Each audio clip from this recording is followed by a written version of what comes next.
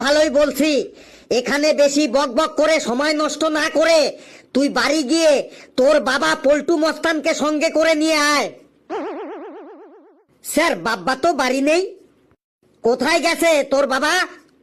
ওই sir, Uganda থেকে 4 জন মস্তান এসেছে, তাদের সাথে মিটিং করতে গেছে।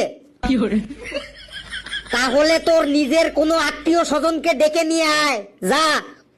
স্যার, আমার যে কোনো আত্মীয় স্বজনকে ডেকে নিয়ে আসলেই হবে? যাচ্ছি স্যার, আপনি 5 মিনিট দাঁড়ান, আমি এখনই ডেকে নিয়ে আসছি। যা, কিন্তু মনে রাখিস তোর নিজের আত্মীয় হতে হবে কিন্তু। যাচ্ছি স্যার, আমি পট্টাম করে যাচ্ছি, আর পট্টাম করে আমার আত্মীয়কে ধরে নিয়ে আসছি।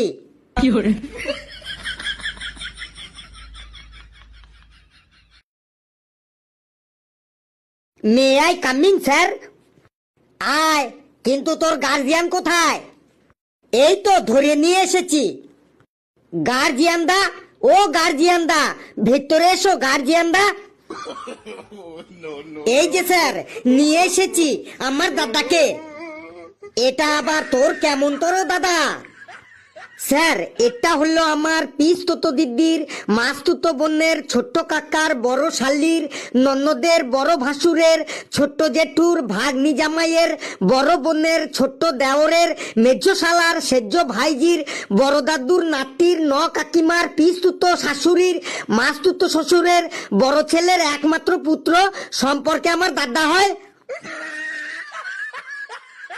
বাপরে বাপ, তুই যা পেঁচালো সম্পর্ক বললি, জিলেপিতেও মনে হয় এত প্যাঁচ থাকে না। শোন, এত পেঁচালো গার্জিয়ান চলবে না।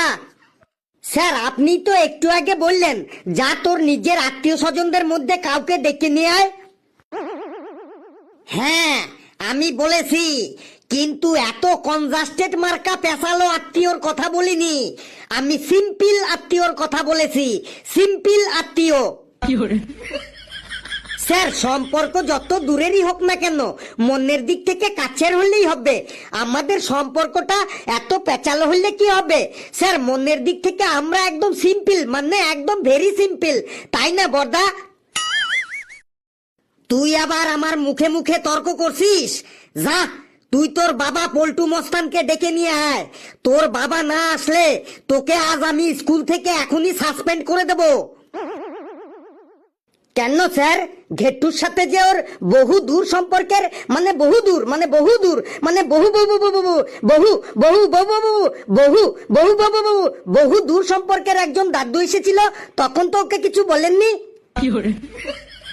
তুই ঘেট